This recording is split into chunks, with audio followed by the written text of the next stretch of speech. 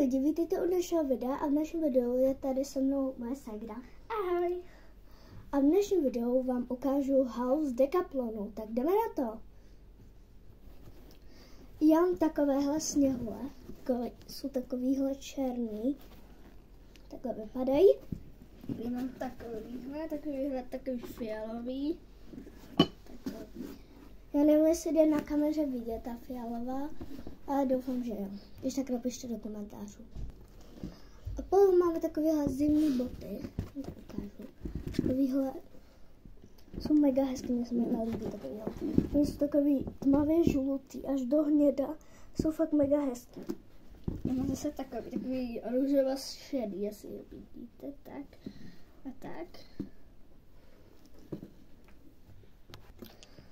Mám takovýhle černý adidasky.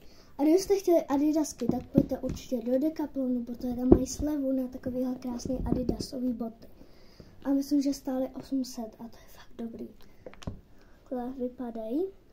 Jsou takový na zavazování normální adidasky. Zase takovýhle bílý, takový, vlastně takový. A moje ségra má ještě takovýhle boty na kroužek atletiky.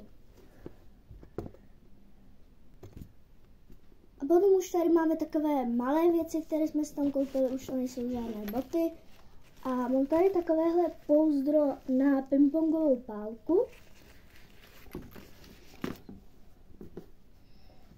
A potom tady máme takový spray na čištění pálky. A potom tady máme už jako poslední věc, tady máme takovýhle míčky, 6 pingpongových míčků, což je fakt mega dobrý. A jako byl to mega dobrý nákup a ještě jsme byli mekáči. Ale to už vám tady bohužel nemůžu ukázat, protože už jsme to stihli. Ještě jednou vám to ukážeme, jaké boty jsme si a ty věci koupili. Takže takovéhle černé sněhule mám. A fialové sněhule. Potom máme takovéhle zimní boty, mám takové žluto-hnědé. A já zase takovéhle šedo-růžové a bílé, taky takové. Máme adidasky boty. Já mám takový černý na zavazování. A já takový zase bílý, takový taky na zavazování. A potom tady máme takovýhle jako cvičky. Jakože, v kterých se cvičí boty. A ještě tady tahle, ten obal na pálku.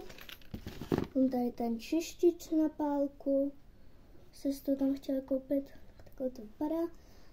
A potom tady ty pingpongové míčky.